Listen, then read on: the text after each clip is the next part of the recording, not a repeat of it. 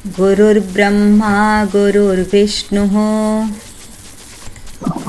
गुरुर्ब्रह्मा गुरुर्विष्णुः गुरुर्देवो महेश्वरः गुरुर्देवो महेश्वरः गुरुः साक्षात् परब्रह्म गुरु साक्षात् परब्रह्म तस्मै श्री गुरवे नमः। तस्मै श्री गुरवे नमः। वक्रतुण्ड महाकाय वक्रतुण्ड महाकाय सूर्यकोटि समप्रभ सूर्यकोटि समप्रभ निर्विघ्नं कुरु मे देव निर्विघ्नं कुरु मे देव सर्वकार्येषु सर्वदा। सर्वकार्येषु सर्वदा। नमस्ते शारदे देवी नमस्ते शारदे देवी वीणा पुस्तकधारिणी वीणा पुस्तकधारिणी विद्यारम्भं करिष्यामि विद्यारम्भं करिष्यामि प्रसन्ना भव सर्वदा। प्रसन्ना भव सर्वदा। Okay good. હવે આવતે વખતે તમારે શબ્દ કયો કરવાનો છે? તદનો કરવાનો છે. ઓકે બરાબર, તદ કરવાનો છે અને સાથે સાથે એતદ પણ થઈ જાય તો જોજો એમાં કંઈ ફેર નથી. બરાબર, ખાસ કંઈ ફેર નથી તદ અને એતદમાં. જોજો તમે અને એ કરજો. ઓકે, આ તો થઈ ગયેલું છે આપણે. બરાબર, હવે પદમની સંજ્ઞા શું છે? પદમ કોને કહેવાય?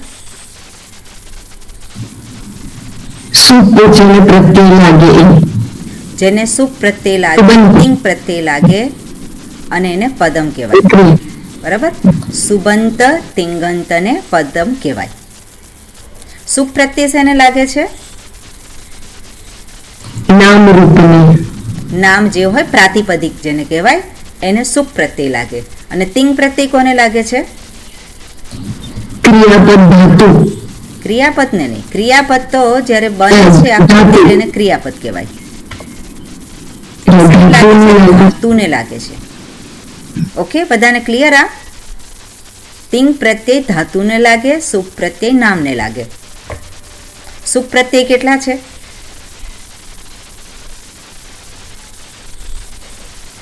સુપ પ્રત્યય આપણે જેમ કહીએ છીએ 21. અને તિંગ પ્રત્યય કેટલા છે?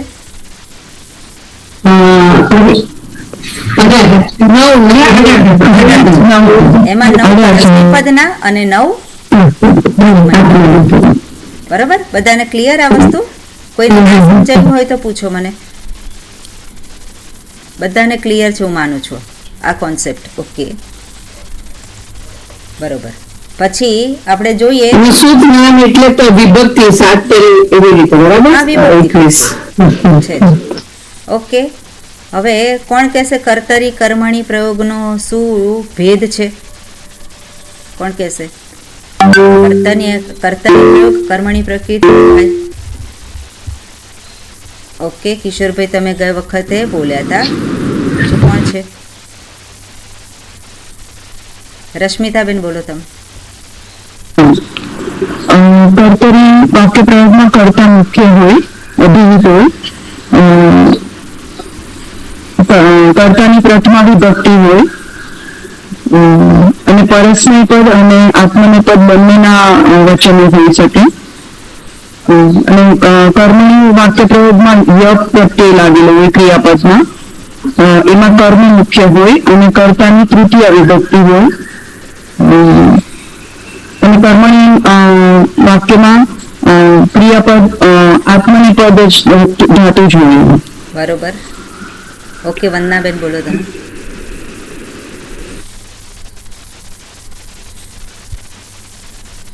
વંદનાબેન. સોરી, કર્તરી પ્રયોગમાં ફરી બોલો. હાજી બોલો. બંને કર્તરી કર્મણીમાં શું ભેદ છે, કેવી રીતે ઓળખવાનું? કર્તરી પ્રયોગમાં કર્તા મુખ્ય હોય એટલે કર્તા અભિહિત હોય જે પ્રથમ વિભક્તિમાં આવે અને પ્રથમા વિભક્તિ અને કર્મ છે તે અનભિહિત હોય એટલે એ દ્વિતીય વિભક્તિમાં આવે. Very good. અને કર્મણી પ્રયોગમાં કર્મ અભિહિત હોય જે પ્રથમા વિભક્તિમાં આવે અને કર્તા ત્યાં અનભિહિત હોય એટલે તૃતીય વિભક્તિમાં આવે. ઓકે, બીજું શું છે? કર્તરી છે કે કર્મણી છે વાક્ય, એ કેવી રીતે ખબર પડે? હા, કર્મણીમાં ધાતુને ય લાગે એટલે ખ્યાલ આવે કે કર્મણી પ્રયોગ અને ક્રિયાપદ છે. અને બીજું એને આત્મનેપદનો પ્રત્યય લાગેલો હોય. આત્મનેપદ, હા, આત્મનેપદનો જ પ્રત્યય લાગે. જ્યારે કર્તરીમાં પરસ્મય પદ અને આત્મનેપદ બંને પ્રત્યય લાગે. Okay, clear? આ કોન્સેપ્ટ બરોબર. ઓકે, આ થઈ ગયું છે. આપણે આ કોઈને આવડે છે? માહેશ્વર સૂત્ર કોઈને મોઢે આવડે છે? ઓકે, હાજી, વર્ષાબેન બોલો.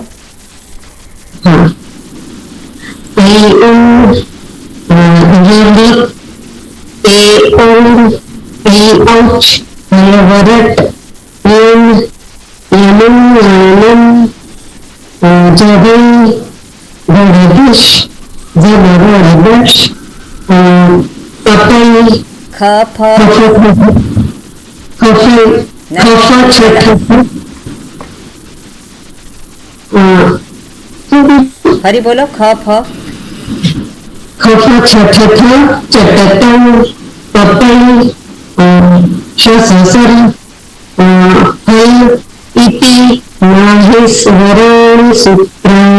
Very good. નેક્સ્ટ ટાઈમ બીજું કોઈક તૈયાર કરજો. ઓકે, લકાર કેટલા છે?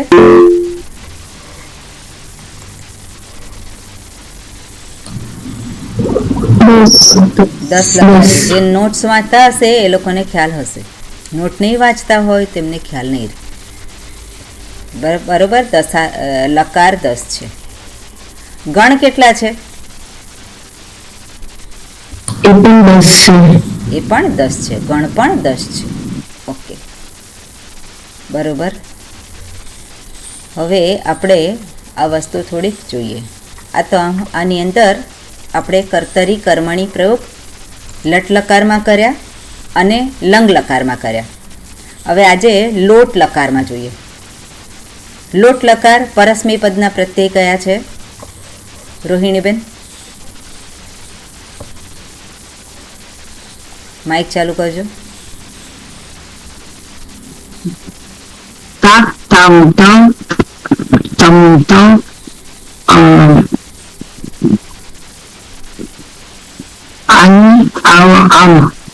ઓકે, આત્મનેપદના સરોજબેન બોલશો તમે?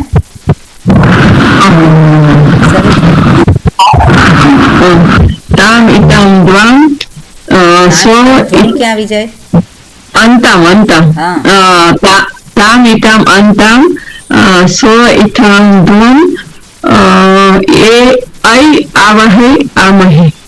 ઓકે, બરોબર. હિમાલીબેન, બાલહ પાઠમ પઠતી. ઓકે, હવે તમે મને કહો, અને આ લંગ લકાર નથી એટલે આગળ અ નહીં આવે. બરાબર, આગળ અ આવશે નહીં. લંગ લકારમાં જ માત્ર અ આવે. હવે એટલે અહીંયા પહેલાં માત્ર ધાતુ લખવાની છે, પછી શું લખું બોલો? પઠ આપણે કરી દઈએ છીએ, એમાં પઠ આપણે એટલું રાખીએ. હવે આ કેમ છે એ જરાક તમને હું કહું. અત્યારે હવે તમે આપણે જોયું છે તો એક સ્ટેપ થોડુંક વધારે. અહીંયા જુઓ કે 10 ગણ છે. 10 ગણમાં આ અ જે છે એને ગણ વિકરણ પ્રત્યય કહેવાય. કર્તરી પ્રયોગમાં હંમેશા આ લાગુ પડે. ખરેખર પ્રત્યય છે શપ. સૂત્રમાં આ જે 3.168 નંબર લખેલો છે એમાં શપ પ્રત્યય એવું લખેલું છે, પણ એમાંથી આપણે કહીએ ને કે પેકેજિંગ છે, આ પેકેજ છે. શપ પેકેટ છે અને એમાં એનું કન્ટેન્ટ, એમાં મૂકેલો વસ્તુ કયું છે? માત્ર અ છે. એટલે શપમાંથી માત્ર અ રહે છે. એટલે કર્તરી પ્રયોગમાં પહેલા ગણની ધાતુ હોય તો એને શું લાગે? ધાતુ પછી અ લાગે. બરાબર? એક નિયમ આ. કર્તરી પ્રયોગમાં પહેલા ગણની ધાતુ હોય તો તેને અ લાગે, પછી એ પરસ્મય પદ હોય કે આત્મનેપદ હોય. એ જ રીતે આપણે અહીંયા જોઈએ કે ચોથા ગણની ધાતુ હોય તો શું લાગે છે? ય લાગે છે. ય લાગે છે. પછી પાંચમા ગણની ધાતુ હોય તો નું લાગે છે. અહીંયા સ્નું છે પણ એનું કન્ટેન્ટ શું છે? નું છે. છઠ્ઠા ગણની ધાતુ હોય તું દાદી. તું દાદી કેમ કહ્યું છે? કારણ કે પહેલી ધાતુ તુદ છે અને એના પછી બધી ધાતુઓ આવે છે. એટલે તું દાદી એમાં શ છે પણ એનું કન્ટેન્ટ અ છે. એ રીતે રુધાદી છે, સ્નમ છે પણ એનું કન્ટેન્ટ ન છે. તનાદી ગણ છે તેનું કન્ટેન્ટ ઉ છે. ઉ જ છે એનું અહીંયા પણ પેકેજ પણ ઉ છે અને કન્ટેન્ટ પણ ઉ છે. નવમા ગણની ધાતુ છે તેનું સ્ના છે પણ રહે છે શું? ના. દસમા ગણની ધાતુને સ્પેશિયલ રૂલ લાગે છે. નીચ લાગે, શપ લાગે અને પછી અ લાગે છે. પહેલા ગણની ધાતુ બની જાય, પહેલા ગણના ધાતુ જેવી પ્રક્રિયા થાય. એટલે આપણે જોઈએ કે ધાતુ પ્લસ અ જે છે એ આવતું હોય કર્તરી પ્રયોગમાં. કર્મણી પ્રયોગમાં શું આવશે? કર્મણી પ્રયોગમાં આપણે સામાન્ય શું કરીએ છીએ? ધાતુ પછી શું આવે? પછી પ્રત્યય કયો આવે? પદનો પ્રત્યય આવે. એટલે કર્મણી પ્રયોગમાં આ નિયમ લાગુ પડે નહીં, માત્ર કર્તરી પ્રયોગમાં લાગુ પડે. એના નિયમો છે ક્યાં ક્યાં લાગુ પડે એ આપણે પછી જોઈશું. પણ કર્તરી પ્રયોગમાં આ અ આવે છે. ઓકે, જેવી જે ગણની ધાતુ હોય એને આધારે અ આવે. હવે આટલી સમજદારી સાથે આપણે જોઈએ કે પઠ ધાતુ છે તો પઠ ધાતુની સાથે અ આવશે. ઓકે, થાય છે.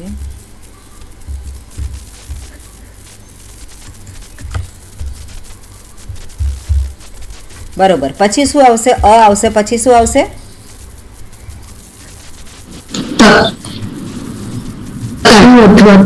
આત્મને પદમાં પરસ્મય પદમાં શું છે?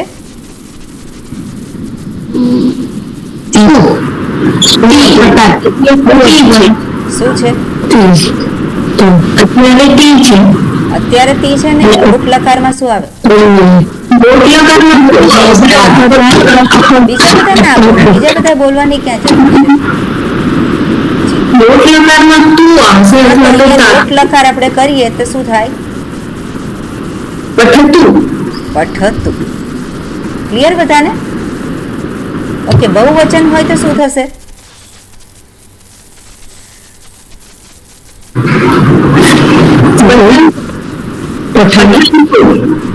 હવે પ અહીંયા પટ અ અને પછી એટલે સોરી, બહુવચનનો કયો પ્રત્યય છે લોટ લકારમાં?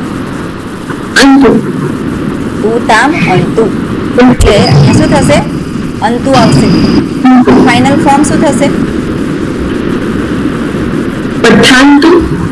પઠાંતુ નહીં થાય પણ પઠંતુ થશે. નિયમ લાગુ પડે છે ને એક અ જતો રહે છે એટલે પઠંતુ થશે. હવે અહીંયા છે ને મારે આ નહીં થઈ શકે. બરોબર. ઓકે, હવે કર્મણી પ્રયોગ કોણ કહેશે? યામિની બેન, અહીંયા પઠ્ય તે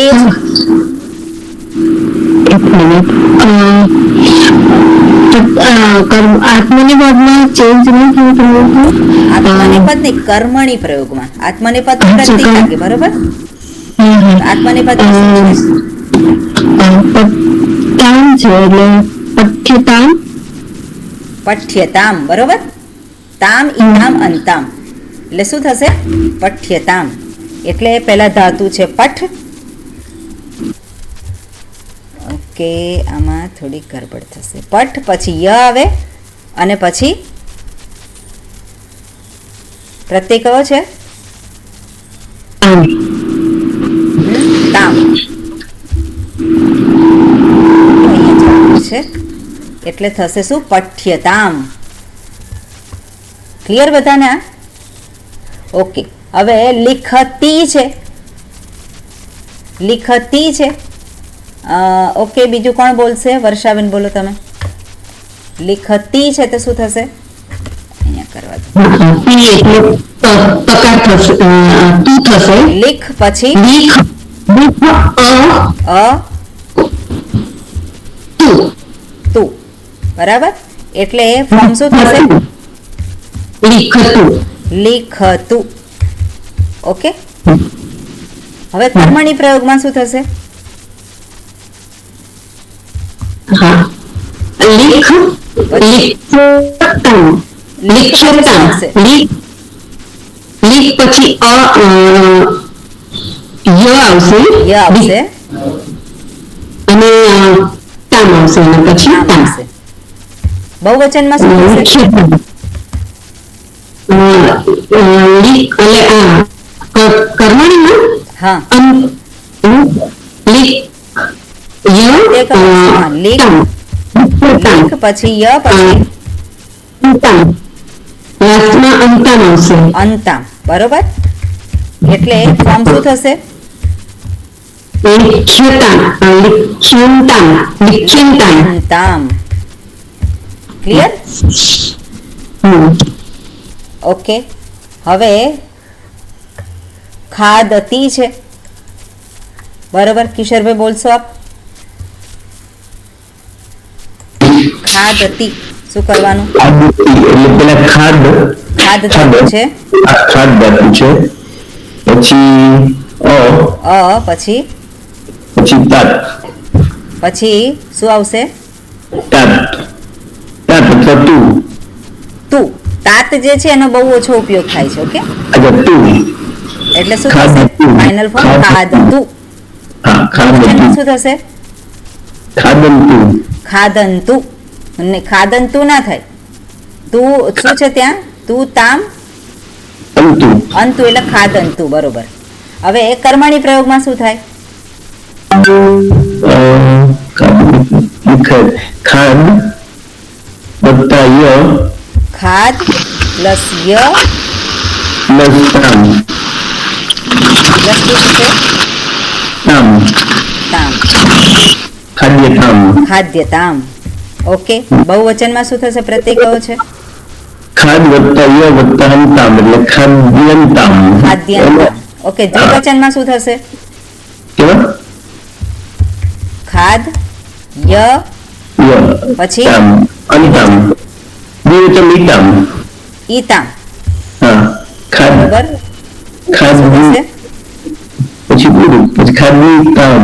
એટલે અહીંયા જે છે યમાં છેલ્લો સ્વર કયો છે? અકાર. અકાર છે. અ પછી ઈ આવે તો શું થાય? એ એ થાય. એટલે શું થશે ફોર્મ? ખાદ્યતામ. ખાદ્યેતામ. ખાદ્યતામ. ખાદ્યતામ. બરોબર. એટલે એ ત્રણેય ફોર્મ શું થશે? ખાદ્યતામ.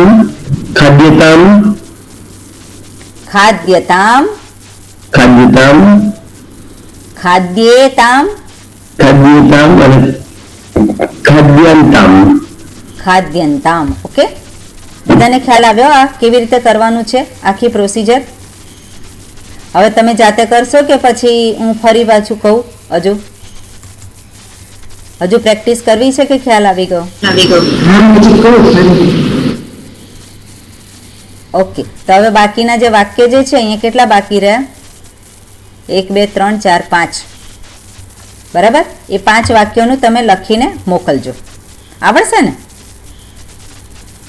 આવડશે કે નહીં? કોને નથી ખ્યાલ આવ્યો? હાજી. ઓકે.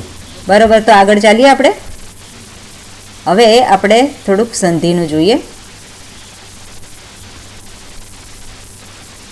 બરોબર.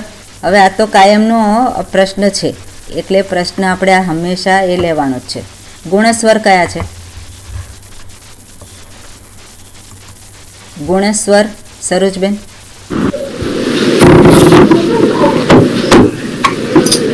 સરોજબેન. ગુણમાં અ આ એ મોઢે કરો. હર્ષાબેન બોલો. અ એ ઓ આર એલ અ એ પછી અ એ ઓ આર એલ આર ક્યાંથી આવે? અર આવે સોરી અર આવે નહીં બોલવાનું. અર બરાબર, જોઈને નહીં બોલવાનું. કુસુમબેન. હા સર ગુણસ્વર. અ એ ઓ અર અલ ઓકે બરોબર. પુષ્પાબેન વૃદ્ધિ સ્વર કયા છે? પુષ્પાબેન બોલશે? નહીં બોલે ને? બરોબર. વર્ષાબેન બોલો. વૃદ્ધિ સ્વર. આ ઐ ઔ આર વંદનાબેન.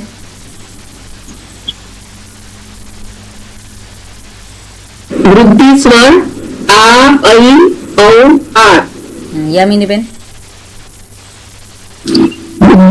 વૃદ્ધિ સ્વર આ ઐ ઔ આર વેરી ગુડ. બધાને ખ્યાલ છે? હવે આ ના યાદ રહે તો ફરી ફરી જોવાનું અને યાદ રાખી લેવાનું. ઓકે, આપણે સ્વર સંધિ. હવે રસ્વ સ્વર કયા છે? હિમાલીબેન. ચંદ્રિકાબેન મને બધા નથી દેખાતા.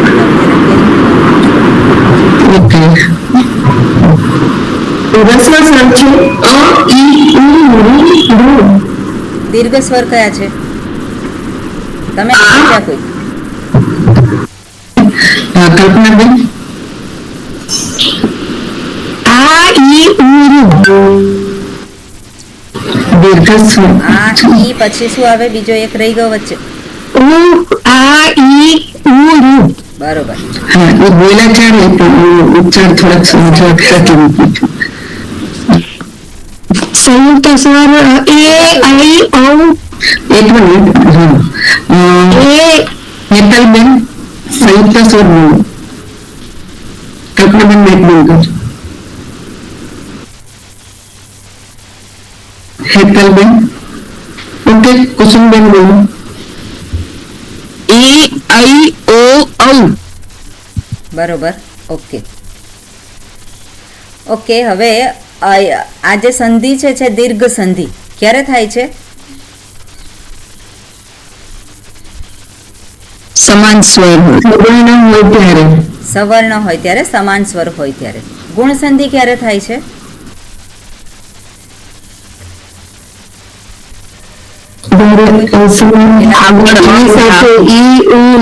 મળે તો. બરોબર. વૃદ્ધિ સંધિ ક્યારે થાય છે? યામિનીબેન.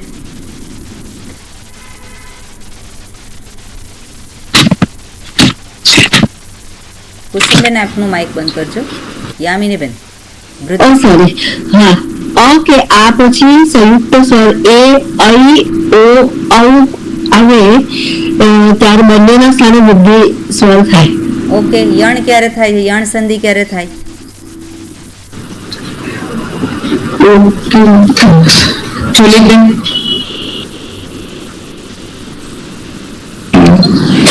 એક વત્તા અસમાન સ્વર હોય ત્યારે એટલે અસમાન સ્વર હોય ત્યારે શું થાય? યણ સંધિ થાય. એટલે યણ સંધિ. એકના સ્થાને યણ થાય. યણ થાય બરોબર. બંનેના સ્થાને નહીં પણ એકના સ્થાને યણ થાય. એકના સ્થાને યણ થાય. બધાને ક્લિયર છે આ કોન્સેપ્ટ? ઓકે. અયાવ સંધિ ક્યારે થાય? હર્ષાબેન. સંધિ ભૂલ પછી હા એવું નહીં બોલાય. સોરી અયાવ સંધિ ક્યારે થાય? અયાવ સંધિ થાય એ જ પછી અસમાન સ્વર આવે ત્યારે અયાવ સંધિ. શેના સ્થાને થાય? એ ઓ ઐ ઔ હા, શું થાય? અને એની સાથે અસમાન સ્વર આવે ત્યારે અયાવ સંધિ થાય, એટલે આ એમ થાય. બરોબર, ઓકે. એટલે અહીંયા મેં લખ્યું છે આજે કે તમે આ રાખી મૂકજો તમારી સામે, બરોબર? દીર્ઘ સંધિ, સમાન સ્વર, ગુણ સંધિ ક્યારે થાય, વૃત્તિ સંધિ ક્યારે થાય, અત્યારે તમે બધા બોલ્યા. આ તમારી સાથે સામે રાખજો. નીચે જે આપણે ઉદાહરણ જોઈશું એની અંદર તમારે બોલવાનું છે. ઓકે, હું પૂછું એને તમારે જવાબ આપવાનો છે. અહીંયા જે છે નિત્ય અનિત્ય, હાથ ઊંચો કરજો અને ચંદ્રિકાબેન આપ કહેજો, એ લોકો બોલશે. નિત્ય અનિત્ય કઈ સંધિ છે અને કઈ રીતે થઈ છે સંધિ?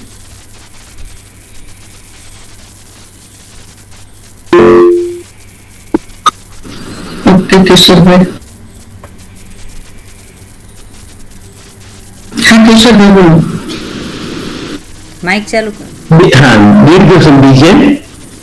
નિત્યમાં અકાર છે ને અ પાછો બીજો અકાર આવે છે, એટલે અ વત્તા અ, એટલે આ થઈ નિત્ય. Very good. પછી આગળ છે બીજી સંધિ. ઓકે બેલાબેન, એમાં અ અને ઈ છે, એટલે યોગનો વ પ્લસ છે, અને ઈશ્વરમાં ઈ છે, એટલે યોગેશ્વર થશે, એ ગુણ સંધિ થઈ જશે. બરોબર, ગુણ સંધિ થશે. બરોબર, અને શબ્દ શું બનશે? યોગેશ્વર. યોગેશ્વર. ઓકે, બરોબર. હવે આગળનો શબ્દ છે કારે અને અતિ. હેતલબેન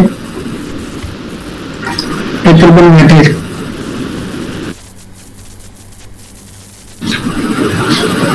ઓકે હિમાલીબેન.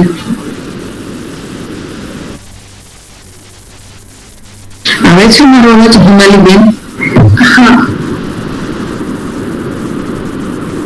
કાળી અતિ, એ અને અનું સંયોજન થતા આઈ થાય, એટલે આર થાય, એટલે કારતી. ક્યાં આર થાય? એ અને એ છે અને પછી અ છે, કઈ સંધિ થશે? એ એટલે અહીંયા લખેલું છે, જુઓ બધું છે અહીંયા. 5 વસ્તુ છે.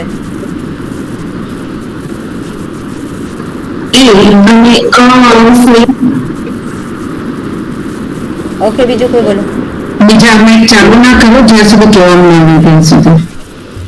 ઓકે વર્ષાબેન બોલો. ઓકે ચાલુ કર્યું તું. એટલે કાર્ય સંધિ આવશે. અહીંયા સંધિ અ પ્લસ એ ક્યાં છે?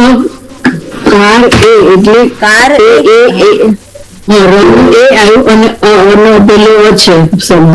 એ સંધિ જ તમે નથી સમજ્યા. સંધિ બે સ્વર વચ્ચે થાય. માં રેફ આવે, કાર નો ર અને પછી એ કેવી રીતે થાય? બે સ્વર વચ્ચે થાય સંધિ, સ્વર સંધિ છે. કયા બે સ્વર વચ્ચે સંધિ છે પહેલા શોધી કાઢવાનું. આપણે જો બી સંધિ થાય એ પ્લસ એટલે એ પછી અ આવે તો એટલે કારેતી. બરોબર, તમે જુઓ કારે એમાં એ આવ્યો. બરોબર, વૃદ્ધિ સંધિમાં શું છે?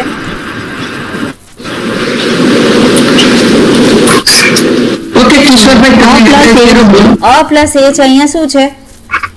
એ પ્લસ અ છે. તો પછી ઊંધું કરી શકાય આપણે આપણી જાતે? તો પછી કઈ જગ્યાએ કઈ સંધિ આવે? હા કિશોરભાઈ બોલો. કારે એટલે એ છે અને પછી અ છે, અસમાન સ્વર, એટલે અયાવ સંધિ થશે. અયાવ સંધિ થશે. બરોબર ને? અહીંયા છે એચ પ્લસ અસમાન સ્વર. તો એચ એટલે શું? એચ એટલે શું થયું આપણે જો સ્વર. એચ એટલે શું છે અહીંયા એ ઓ આઈ ઔ. એ ઓ આઈ અને ઔ. ઓકે એ આઈ અને ઔ કરવાનું છે મારે ક્લિયર આ એચ એટલે એચ પછી અસમાન સ્વર એટલે અયાવ સંધિ થશે ને યામિની બેન સ્વામી જે આ રિમૂવ કરે તો ને પેલા એ ને ઓ છે બરોબર હા સમજાય છે માતાજી. ઓકે હવે બીજું છે રાજસ અંશ ઓકે જોલીબેન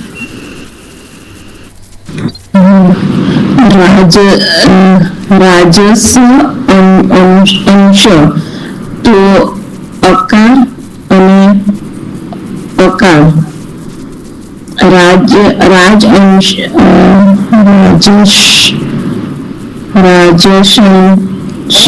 નોટમાં કરી શકો જો ખ્યાલ ના આવે તો નોટમાં કરી શકાય આપણે રફ નોટ રાખી અને પછી એમાં કરે શું થશે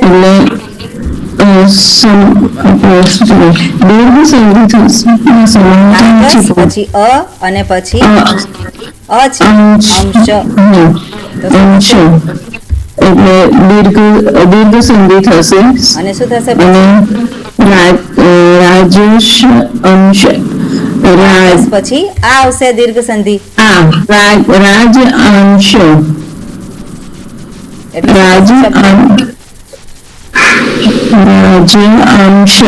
રાજસાંશ ઓકે રાજ પ્લસ અ અને પછી વિસર્ગ છે રાજસાંશ બરાબર રાજસાંશ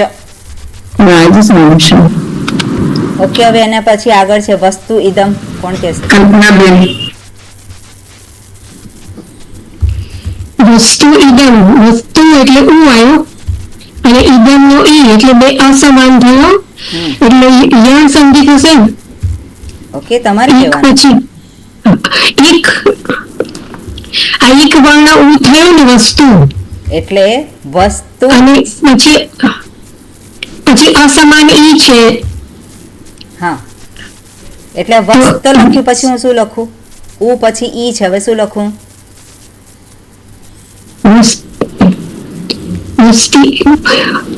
કઈ સંધિ યણ સંધિ આવશે ઉ નો શું થાય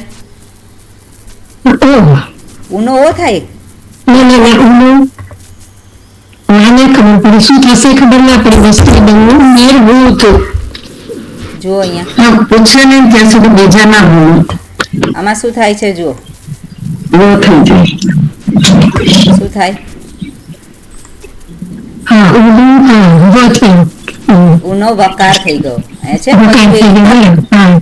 તો શું થાય વકાર થઈ ગયો વકાર થઈ શું થાય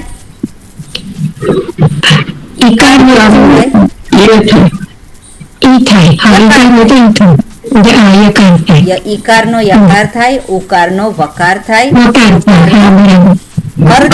રેફ થાય રેફ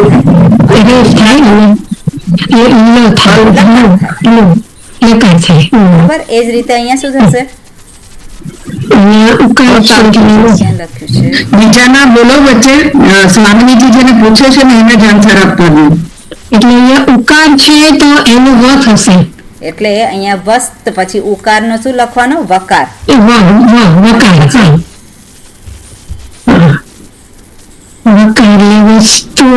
વસ્તુ પછી શું લખવાનું શબ્દ વસ્તુ અને તમે એ ના કરો શબ્દ શું લખવાનો અને વસ્ત પછી વકાર લખ્યો પછી શું લખવું ઈદમ બરોબર ઈદમ હવે એને ભેગું કરવાનું શું થશે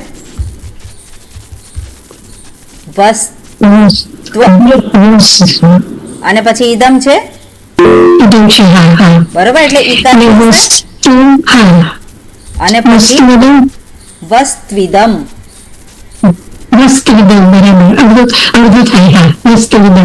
ઓકે થઈ ગયું ઓકે મુનિન્દ્ર છે હવે અહીંયા હવે મુનિન્દ્ર શબ્દ છે. હવે આપણે આ સંધિ થયેલી છે અને આપણે શોધવાનું છે. તો બે સ્વર વચ્ચે સંધિ થાય છે, યાદ રાખવાનું. જો ખ્યાલ ના આવે કે કઈ સંધિ થઈ છે તો બે સ્વર શોધવા પડે. કેવી રીતે સ્વર શોધવાના? તો શબ્દ બધા અક્ષરો છૂટા પાડવાના. બરાબર? હવે કોણ કહેશે અક્ષરો છૂટા પાડવાનું? ઓકે કુસુમબેન બોલો. ટન બાય ટન બધાને બોલાવડાવું છું કે એ બધું મકાર ઉકાર. એક મિનિટ. મકાર ઉકાર પછી નકાર નકાર પછી ઈકાર ઈકાર કે ઈકાર? ઈકાર ઈકાર છે. પછી નકાર કે હા. પછી પછી નકાર પછી દકાર દકાર પછી રેફ રેફ પછી અ અ છે. બરાબર? આ મુનિન્દ્ર થયું. હવે આમાં બે સ્વર ક્યાં આવ્યા? ઉ ને ઈ થયા બે સ્વર. બે સ્વર સાથે છે. બે સ્વર સંધિ માટે બે સ્વર સાથે જોઈએ. આ સંધિ થયેલી છે. આમાં સંધિ થયેલી છે. સંધિ થયેલી છે એટલે બે શબ્દ ક્યાંથી છૂટા પાડવાના? મુન અને ઇન્દ્ર થશે. મુન અને ઇન્દ્ર તો નકાર અને ઇન્દ્ર થઈ ગયું. હા એટલે જ રસોઈ મોટા રસોઈ એટલે એટલે અહીંયા આપણે શોધવાનું છે. એટલે શબ્દ કયો છે? મુનિ અને પછી ઇન્દ્ર. ઇન્દ્ર. હવે શું થાય? ઈ અને ઈ મુનિ થાય દીર્ઘ. બીજા ના બોલો. એમાં એટલું ખરું કે તમને શબ્દના વિશે ખ્યાલ ના હોય તો તમને થોડી ડિફિકલ્ટી પડે. મુનિ શબ્દ ના સાંભળ્યો, મુનિ શબ્દ ના સાંભળ્યો હોય એવું નથી, ઇન્દ્ર શબ્દ ના સાંભળ્યો હોય એવું નથી, પણ બંને ભેગા હોય તો કેવી રીતે છૂટા પાડવાના? તો આપણે સ્વર સંધિ છે એટલે બે સ્વર હોવા જોઈએ. હવે રિઝલ્ટ અહીંયા શું છે? દીર્ઘ ઈ છે એટલે શું હોવું જોઈએ? રસ્વ ઈ હોય કે દીર્ઘ ઈ હોય એમાં કોઈ ફેર નથી પડતો.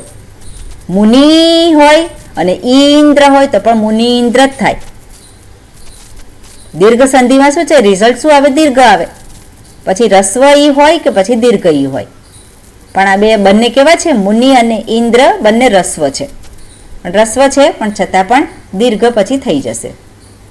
ઓકે, આ રીતે આપણે બે સ્વર વચ્ચે સંધિ થાય છે યાદ રાખવાનું અને આપણે છૂટા કરવાના.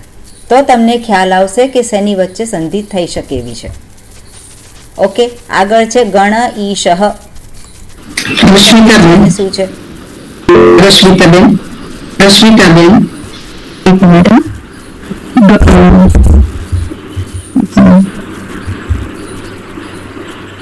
ગણ ઈશ શું લખવું હવે ગણ પછી?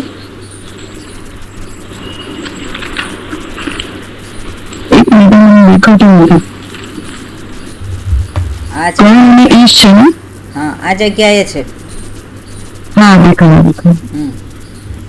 ગણ ઈશ તો અ વત્તા અ અને દીર્ઘ ના ના, હું લખું છું અહીંયા, તમે મને કહો શું લખવું આગળ.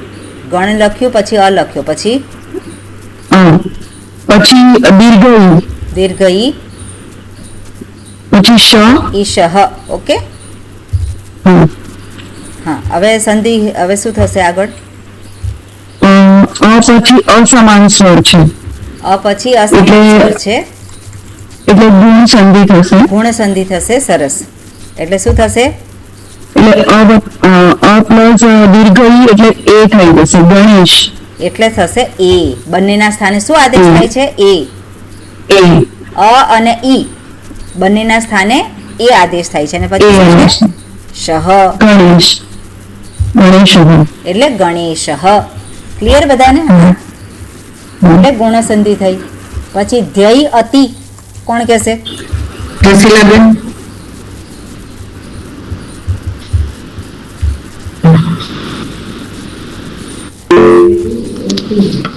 ધ્યેય અતિ. બે સ્વર શોધવા. બે સ્વર છે એમાં. કયા છે?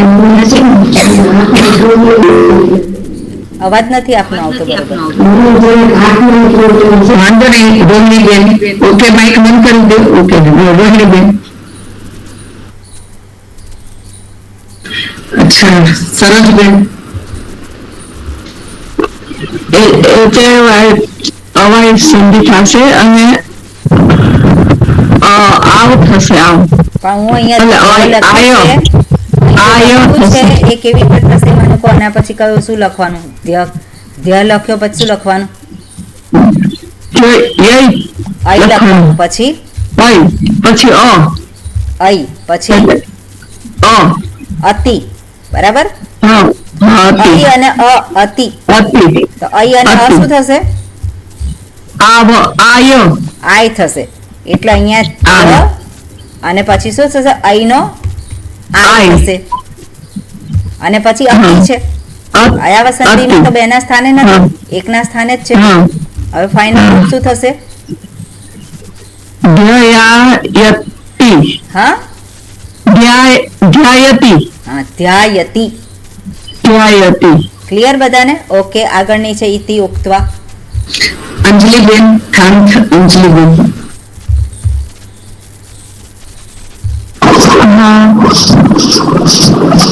કયા બે સ્વર છે?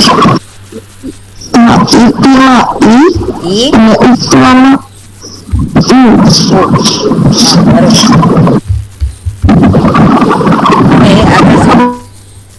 ઈ અને ઉ છે. કઈ સંધિ થશે?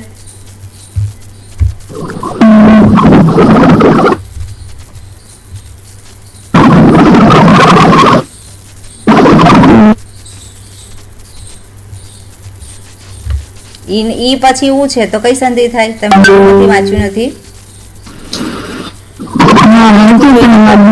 ઈ પછી શું છે?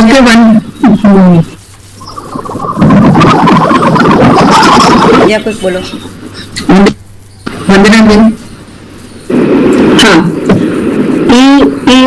તો પછી ઈ આવે. પછી ઈ આવશે. પછી ઉત્વા તમે લખ્યું છે પણ ઈત જે છે પછી ઈ છે એનું શું થશે? ઈ પછી ઉ આવે તો શું થાય? કઈ સંધિ થશે? કઈ સંધિ થશે? કઈ સંધિ થશે? યણ સંધિ. એટલે ઈકાર નો શું થઈ જશે? યકાર. ય ના કહેવાય, શું કહેવાય? યકાર. ઓકે. અને પછી શું લખવાનું છે? ઉક્ત્વા. ઉક્ત્વા. ઓકે. હવે પછી શું થશે?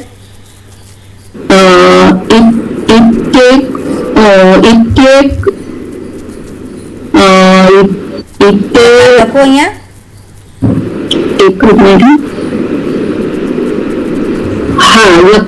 શું લખું બોલો? અહીંયા શું છે? હા તો શું લખું? ફરી લખવું પડશે મારે. જોઈન્ટ કરવાનું છે, બીજું કઈ છે જ નહીં. યકાર ને ઉ જોડાય તો શું થાય? યકાર ને ઉ જોડાય તો શું થાય?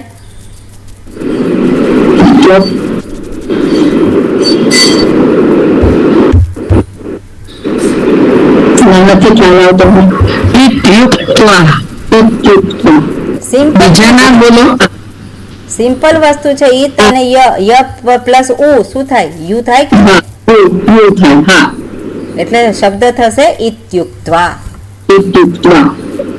ઓકે. હવે માં એવમ. હવે આપણે આગળ નથી કહેતા કારણ કે પાછા બધા કન્ફ્યુઝ થાય છે, નિર થાય છે. તમારી જાતે વિચારજો. આપણે કરેલું છે.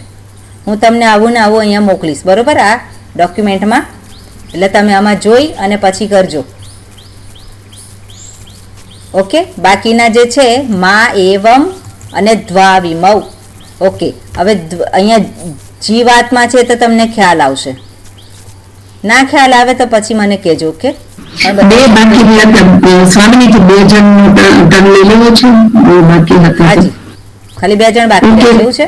હા 2 જ બાકી રહ્યા છે. બાકી બધા વર્ષાબેન અને પછી યામિનીબેન બોલજો. માં એવમ. તો શું થશે? મકાર પછી શું છે? આ છે. વર્ષાબેન પછી આ આવશે અને પછી શું છે? પ્લસ એ આ પ્લસ એ અહીં થશે. આ પ્લસ એ અહીં થશે.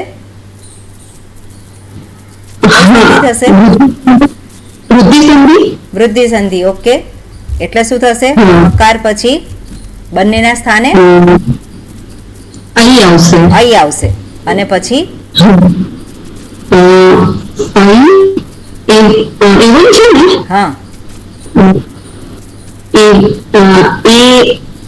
પણ નહીં આવે પણ પછી વમ આવશે. વમ આવશે. Very good. એટલે શું થશે? મૈવમ. મૈવમ તમે જુઓ તો એને છૂટો કઈ રીતે પાડવાનો? મા એવમ. મા શબ્દ તમને ના ખ્યાલ હોય તો કદાચ મ લખો, મ એવમ થાય, પણ ખરેખર શું થાય? આવી રીતે એને છૂટું પાડવાનું હોય. ઓકે, હિતોપદેશ. હવે એ સંધિ થયેલી છે. યામિનીબેન હાજી હિત ઉપદેશ એટલે અકાર આવે અને ઉકાર આવે. ઉપદેશ એટલે અહીંયા શબ્દ શું છે? હિત. આપણને ખબર છે કે હિત અને ઉપદેશ શબ્દ છે, એટલે આપણે લખી નાખીએ. આપણને ખબર હોય શબ્દ તો બે હિતોપદેશ એટલે હિત અને ઉપદેશ છે. તો કઈ સંધિ થઈ અહીંયા? આપણે હિત ગુણ સંધિ. ગુણ સંધિ થઈ. બરોબર. અ છે અને પછી ઉ આવે છે તો શું થાય? અ પછી ઉ આવે તો ગુણ થાય. એ બંનેના સ્થાને શું લખાય? હિતોપદેશ.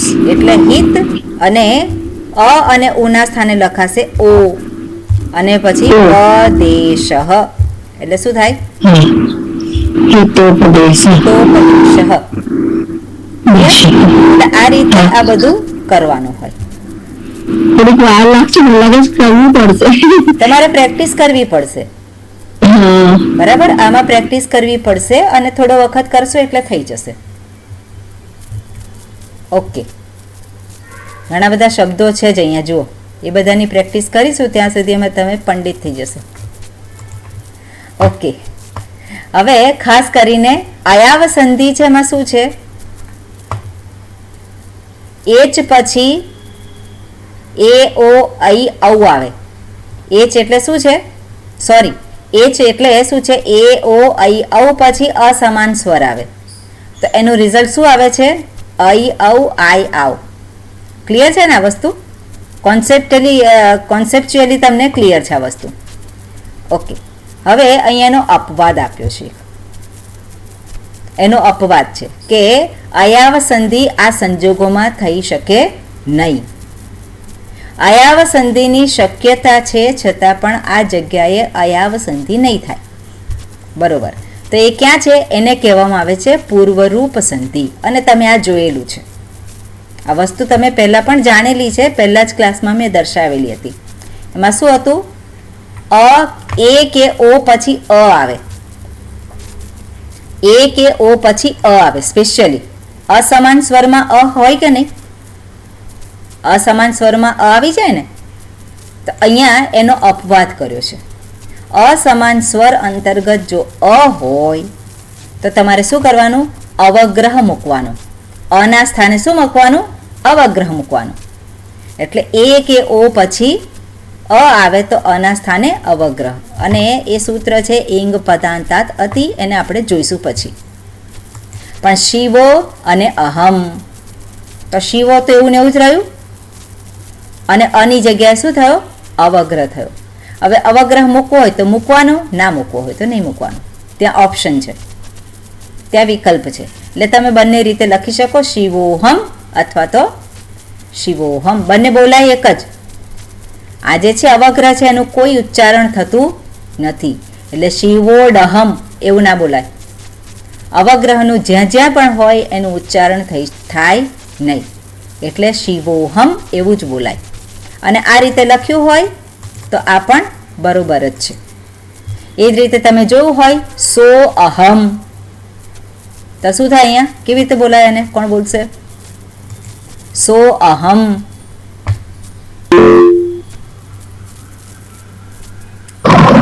સોહમ. સોહમ. લખવામાં આ બંને રીતે ચાલે, પણ બોલવાનું શું હોય? સોહમ. જનરલી અહીંયા અવગ્રહ મુકાતો હોય છે, પણ ક્યારેક ના મુકાયો હોય તો પણ ત્યાં બે શબ્દ આપણે ગણી લેવા. ઓકે, બીજો એક રૂલ જે છે. એક પ્રશ્ન હતો આમાં. હાજી. ઓકે, આપણે વધારે છંદની છૂટી પાડીએ તો જેવી રીતે શિવોહમ છે તો બોલીએ શિવોહમ, પણ શિવો અને અહમ એવી રીતે, એટલે એમાં અહમ એવી રીતે આવશે. એવું જ ને? છૂટી પાડીએ ત્યારે અહમ એવી રીતે. હા, બરોબર. શિવો અને અહમ. ઓકે. શિવો જ્યારે અને ભેગું અહમ. કરીએ ત્યારે જે છે તે નહીં બોલવાનો, એટલે શિવોહમ એવી સંધિ રીતે. કરી છે, આ સંધિ કરી છે એટલે ત્યાં શું થઈ ગયું? શિવોહમ. હા. પણ છૂટું પડે તો કયા બે શબ્દ છે? શિવો શિવો. અને અહમ. Okay okay. પણ શિવો જે છે, અહમ એ કેવી રીતે? ખરેખર શિવ, શિવહ અને અહમ બે શબ્દ છે. શિવહ અને અહમ, શિવોહમ થયું છે. એ કઈ રીતે? એટલે નેક્સ્ટ આપણે એ જ જોવાનું છે પછી. ઓકે. બરોબર. એટલે હવે અ અને ઓ પછી અ આવે તો અયાવ સંધિ ના થાય, પણ અહીંયા પૂર્વરૂપ સંધિ કહેવાય. એટલે અયાવ સંધિનો અહીંયા શું છે? અપવાદ છે જ્યારે અ આવે ત્યારે. ઓકે, હવે આગળ જે છે લોપઃ શાકલ્યસ્ય, આ પણ ઓપ્શનલ છે. હવે અહીંયા શું કહે છે? યકાર અથવા વકાર જ્યારે શબ્દના અંતમાં હોય, જે સંધિના નિયમ મુજબ દૂર થઈ જાય ત્યારે આ સંધિ ન થાય. આ ખાલી ધ્યાનમાં રાખવાનું છે કે દાખલા તરીકે હરે ઇહ, તો એ પછી ઈ આવ્યો તો શું થાય? એનો શું થઈ જાય? કઈ સંધિ છે આ? એ પછી ઈ આવે તો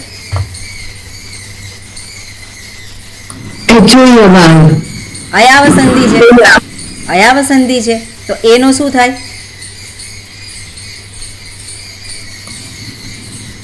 એના સ્થાને શું થાય? અહીંયા અઈ લખ્યો છે, બરોબર. હવે હર અઈ, હવે આમાં હર, આ હર છે, હર, આ ત્રણે ભેગા થઈને શું થાય? હર થાય કે નહીં? હર. અને પછી આ યકાર છે, આ યકાર છે જતો રહ્યો નિયમને આધારે, તો અહીંયા શું થયું? આ લોપઃ શાકલ્યસ્ય આ નિયમ છે, એને આધારે આ યકાર જતો રહ્યો, તો અહીંયા શું થયું? હર અને ઇહ. તો હવે હર અને ઇહ થયું તો આપણે પાછી ગુણ સંધિ ત્યાં થઈ શકે, સોરી દીર્ઘ સંધિ ત્યાં થઈ શકે નહીં. અ અને ઈ. ઓકે, અ અને ઈ એટલે કઈ સંધિ થશે? ગુણ સંધિ. ગુણ સંધિ થાય તો શું લખવાનું હોય?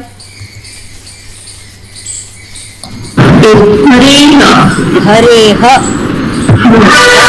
ઓલરેડી સંધિ થયેલી છે, અહીંયા અયાવ સંધિ થયેલી જ છે, પણ આગળ એક નિયમ છે એની આધારે યકાર જતો રહ્યો, તો અહીંયા આ સંજોગોમાં ફરી સંધિ થાય નહીં. અને ઓપ્શનલ રૂપ છે એટલા માટે હર ઈહ આવું પણ રૂપ થાય છે. આ જે છે આને ભેગું કર્યું એટલે શું થશે? હર ઈહ. અને આમાં જે છે યકાર જતો રહ્યો છે તો અહીંયા સંધિ થઈ શકે નહીં.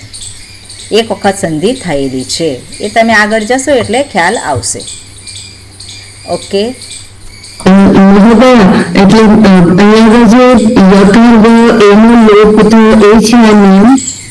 એ નિયમ છે પછી આવશે. આ તો ખાલી અત્યારે તમને બતાવું છું કે આવું હોય, જ્યારે સંધિ થયેલી હોય તો ફરી પાછી સંધિ કરવાની એવું સંભવિત નથી. એક વખત સંધિ થઈ ગયેલી હોય તો બીજી વખત ત્યાં એને સંધિ કરવાની નથી. એ તમે આગળ આપણે જોઈશું સૂત્રો અને બધું થશે ત્યારે સ્પષ્ટ થઈ જશે. પણ આટલું આ તમે મનમાં રાખ્યું હોય તો પછી ફરી આવે ત્યારે પાકું થાય. ઓકે, અત્યારે એના વિશે ચિંતા કરવાની જરૂર નથી, એવા શબ્દો આવવાના નથી. ઓકે, હવે અહીંયા એક ચાર્ટ આપેલો છે અને બધી જ સંધિને અહીંયા દર્શાવેલી છે. હવે આમાં જોઈએ આપણે તો અહીંયા શું છે, તો આખા આલ્ફાબેટ લખેલા છે. અહીંયા બધા જ સ્વર લખેલા છે ઊભી લાઈનમાં અને આડી લાઈનમાં. એટલે અહીંયા દીર્ઘ સંધિ તમે જુઓ તો દીર્ઘ સંધિમાં શું છે, અ અને આ રિઝલ્ટ શું આવે, આ અને તો રિઝલ્ટ શું આવે, આ. એવી રીતે અ અને આ તો રિઝલ્ટ શું આવે, આ. એવી રીતે આ પ્લસ આ રિઝલ્ટ શું આવે, એ લખેલું છે સામે, આ. બરાબર ને? એટલે આ છે દીર્ઘ સંધિ. એવી રીતે અહીંયા જે કલર છે, કલર કોડને આધારે તમે જોઈ શકશો. ઓકે, દીર્ઘ સંધિ. પછી આગળ છે આપણે કઈ સંધિ જોઈ, દીર્ઘ સંધિ પછી ગુણ સંધિ જોઈ. તો ગુણ સંધિમાં અહીંયા લખેલું છે આ ગ્રીન કલરમાં ગુણ સંધિ ક્યારે થાય, તો કે અ અને પછી શું છે, અને પછી તો રિઝલ્ટ શું આવશે, એ થાય. આ પછી ઈ હોય તો પણ રિઝલ્ટ શું આવે, એ આવે. ઉ હોય તો રિઝલ્ટ શું આવે, ઓ આવે. બરાબર? પછી ર હોય તો શું આવે રિઝલ્ટ, અ અને રૂ હોય તો શું આવે રિઝલ્ટ, અર આવે. ખ્યાલ આવે છે તમને? આ ટેબલમાં આ ટેબલનો ઉપયોગ પણ તમે કરી શકો, પણ ઉપર જે નિયમો જે છે આપણા એને ધ્યાનમાં રાખવા જરૂરી છે. હવે તમે એવું કહો કે ઈ પછી ઈ પછી અ આવે તો સંધિ બદલાઈ જાય. એટલે નિયમો તમારે સામે જોવાના કે શેના પછી શું આવે છે. અહીંયા દર્શાવ્યું નથી શેના પછી શું આવે છે, પણ નિયમો જે છે અ પછી ઈ આવે તો શું થાય, એ થાય. વૃદ્ધિ સંધિમાં શું છે, અ પછી એ આવે તો રિઝલ્ટ શું આવે, અઈ. અ પછી અઈ આવે તો રિઝલ્ટ શું આવે, અઈ. ઓ આવે તો રિઝલ્ટ શું આવે, ઔ. અવૃદ્ધિ સંધિ આ પરિણામ શું છે, એ અઈ ઔ ઔ. એ અઈ ઓ અને ઔ રિઝલ્ટ છે વૃદ્ધિ સંધિમાં. ઓકે, પછી યણ સંધિ આપણે જોઈ તો યણ સંધિમાં અહીંયા ઊભું છે. તો યણ સંધિમાં શું છે, ઈકના સ્થાને યણ થાય. તો ઈક જે છે ઈ ઉ રૂલ રૂ એના પછી શું આવે, અહીંયા કહું છે પહેલામાં શું છે, પહેલી અ છે ને, તો ઈક પછી અ આવે તો શું થાય, યકાર થઈ જાય. અહીંયા ય લખેલો છે, યકાર અને અકાર એટલે ય થયો, યકાર અને આકાર એટલે શું થાય, યા થાય. ઓકે, એટલે અહીંયા આપણે યણ ખાલી પહેલું ઉપરનું જ એક રાખીએ તો ઈ ને ઈ પછી અસમાન સ્વર આવે તો યકાર થઈ જાય. ઓકે, અહીંયા મને લાગે છે કે હું લખી દઉં યકાર. ઓકે, અહીંયા પણ યકાર. પછી અહીંયા ઉ આવે તો શું થાય, ઉકારના સ્થાને વકાર થઈ જશે, આના સ્થાને વકાર થઈ જશે, રૂના સ્થાને રેફ થશે અને લૃના સ્થાને લકાર થશે. ખ્યાલ આવ્યો?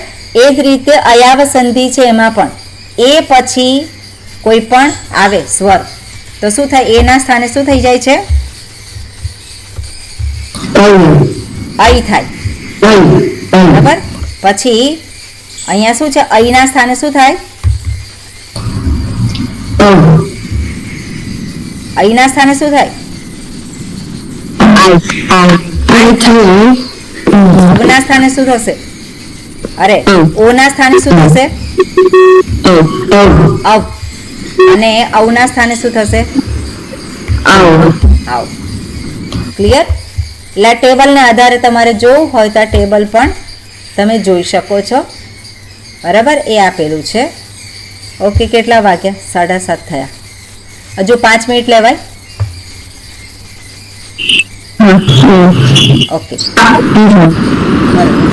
હવે આપણે જોયું છે આગળ સંસ્કૃતનું આપણે આલ્ફાબેટનું ટેબલ જોયું છે આપણે, બરાબર. એમાં જે છે સંસ્કૃત વ્યંજન વર્ણ વર્ગીકરણ. હવે અહીંયા સંપૂર્ણ સ્પર્શ થાય છે એવા વ્યંજન કયા છે? તો કકારથી શરૂ કરીને મકાર સુધી, એટલે ક ખ ગ ઘ ङ, અથવા તો આપણે કહીએ કે ક ખ ગ ઘ ङ પછી કયો આવે? ક ખ ગ ઘ પછી કયો આવે છે વર્ગ? છ વર્ગ. એટલે પાંચે વર્ગ જે છે એ બધા કેવા છે? એમાં સ્પર્શ થાય છે, જીભનો સ્પર્શ કોઈ જગ્યાએ થાય છે મ સુધી. ઓકે, આ બધા જે સંપૂર્ણ જે છે ક થી મ સુધી. હવે અનુનાસિક જે છે એ અંતર્ગત અનુનાસિક અને કહેવાય છે પાંચમો વર્ગ. બધાને ખ્યાલ છે, બરાબર. પાંચમો વર્ણ છે ક ખ ગ ઘ ङ, ચ છ જ જ ય, ટ ઠ ડ ઢ ણ, ત થ દ ધ ન, પ ફ બ ભ મ. તો છેલ્લો જે છે એને શું કહેવામાં આવે છે? અનુનાસિક. કેમ? કારણ કે નાકની સહાયથી એને બોલવામાં આવે છે. ઓકે, આગળ જે આપેલું છે ય ર લ વ એ શું છે? અર્ધસ્વર કહેવાય એને, અથવા તો એને અંતસ્થાહા કહેવાય. એનું આ રીતેનું વર્ગીકરણ કરેલું છે કે એને અર્ધસ્વર પણ કહેવાય અથવા તો અંતસ્થાહા કહેવાય. એ જ રીતે ઉષ્માક્ષર છે. તો ઉષ્માક્ષર કયા છે? સ, શ, સ, હ. આ ઉષ્માક્ષર છે. ઓકે, હવે ફરી પાછું આની અંદર બીજા એક વર્ગીકરણ કરેલું છે, અને કઈ રીતેનું છે? તો કે 33 વ્યંજન છે. એ વ્યંજનને બે ભાગમાં વહેંચવામાં આવેલા છે. એક છે સોફ્ટ અને બીજો છે હાર્ડ. એકને મૃદુ કહેવાય, બીજાને કર્કશ કહેવાય. તો મૃદુ કહીએ ક ખ ગ ઘ ङ, તેમાં ક ખ એ કેવા છે? કર્કશ છે. અને ગ ગ ङ એ કેવા છે? મૃદુ છે. એ રીતે ચ વર્ગમાં તો ચ છ એ કર્કશ છે અને બાકીના કેવા છે? મૃદુ છે, સોફ્ટ. એને બોલવામાં થોડો ઓછો પ્રયત્ન લાગે છે. ટ ઠ તો એ કર્કશ છે, ડ ઢ ણ એ મૃદુ વ્યંજન છે, ત થ એ કર્કશ છે, અને દ ધ ન તે કેવા છે? એ મૃદુ છે. પ ફ એ કર્કશ છે, બ ભ મ એ મૃદુ વ્યંજન છે. પછી આગળ અંતસ્થાહા છે, એ મૃદુ વ્યંજન છે, અને સાથે સાથે ઉષ્માક્ષર જે છે એમાં સ, શ, સ એ કર્કશ છે અને હ એ મૃદુ વ્યંજન છે. અહીંયા આખું તમને બધું આપેલું છે. કર્કશ વ્યંજન કયા છે, મૃદુ વ્યંજન કયા છે. હવે અને આપણે ઓળખવું હોય તો સરળ રીતે ઓળખવું હોય તો આપણે આટલું યાદ રાખવાનું. ખર છે એ કર્કશ વ્યંજન કહેવાય અને હશ છે એને મૃદુ વ્યંજન કહેવાય. હવે ખર એટલે શું? તો ખર એટલે આપણે માહેશ્વર સૂત્રમાં જવું પડે. તો માહેશ્વર સૂત્રમાં ક્યાં આવે છે ખર? જુઓ ખર ક્યાં આવે છે?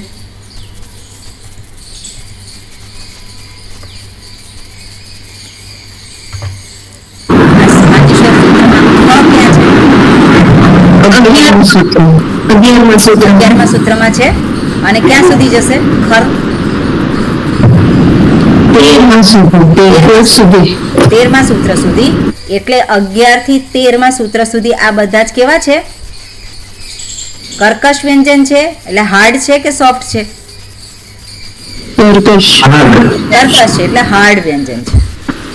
અને બીજું હશ કયું છે? તો હ ક્યાં છે?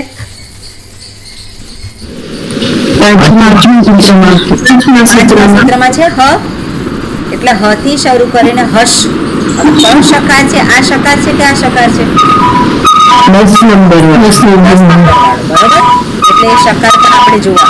એટલે હશ જે છે એટલે હ થી શરૂ કરી અને આ શકાર સુધીના છે બધા કેવા કહેવાય? મૃદુ વ્યંજન કહેવાય. ઓકે, આ જે તમે જરાક આના વિશે એ કરી રાખજો, પછી નેક્સ્ટ ટાઈમ જોઈશું. પણ બીજું એક મહત્વની વાત જે છે એ આપણે અહીંયા જોઈએ. આટલું તો કર્યું. હવે વિસર્ગ સંધિ છે.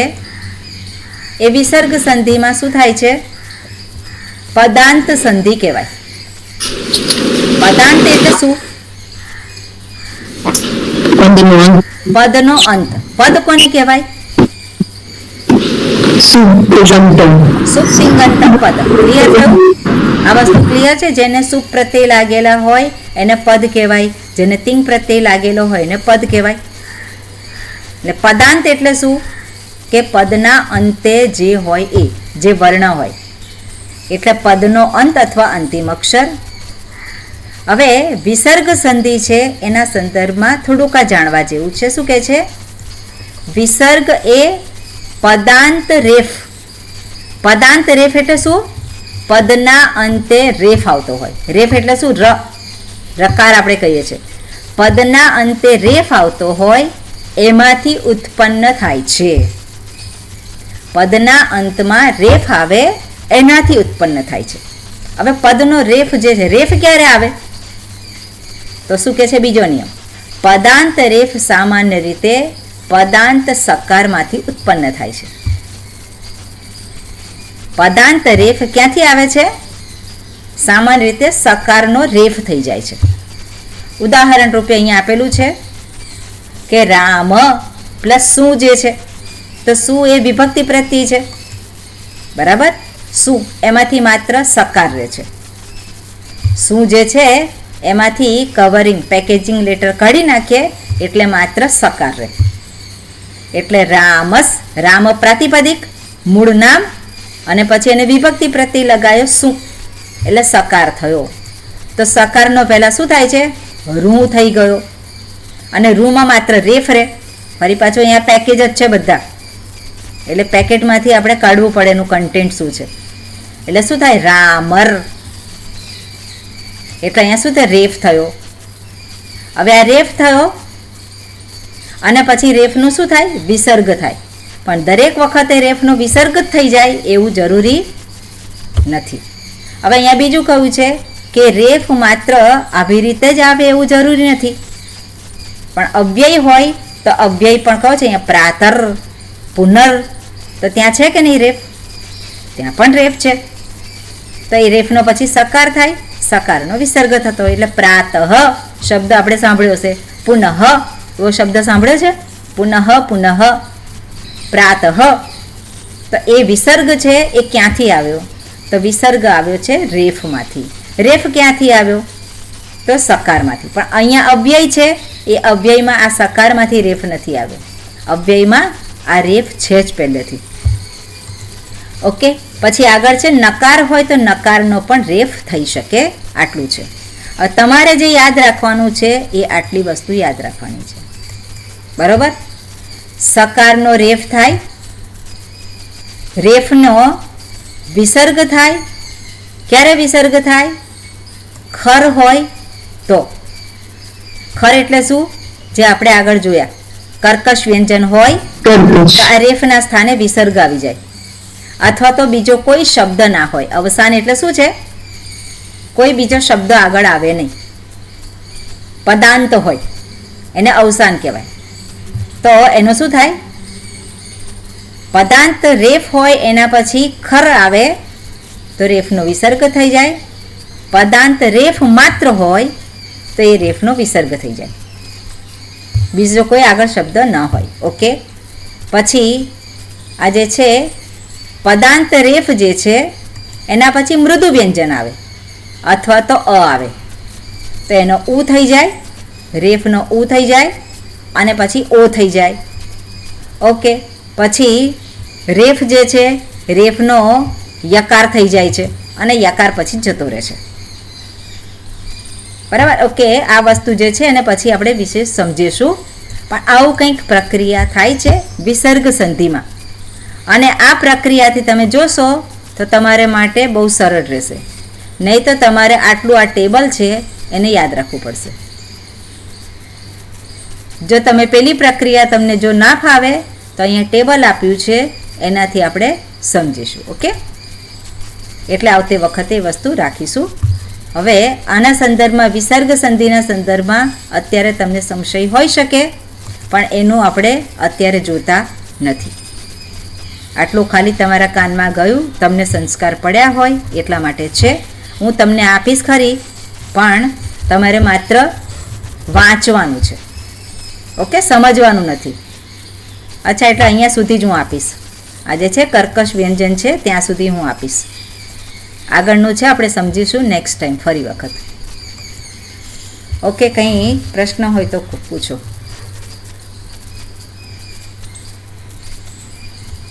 છે કોઈને પ્રશ્ન? બીજું કંઈ પૂછવું હોય તો એ પૂછાય. ઓકે, ખાસી ટાઈમ થઈ ગયો. ઓકે, આપણે અહીંયા બંધ રાખીએ. ઓમ શાંતિ શાંતિ શાંતિ. હરિ ઓમ શ્રી ગુરુભ્યો નમઃ. હરિ ઓમ. સોરી, થોડો ટાઈમ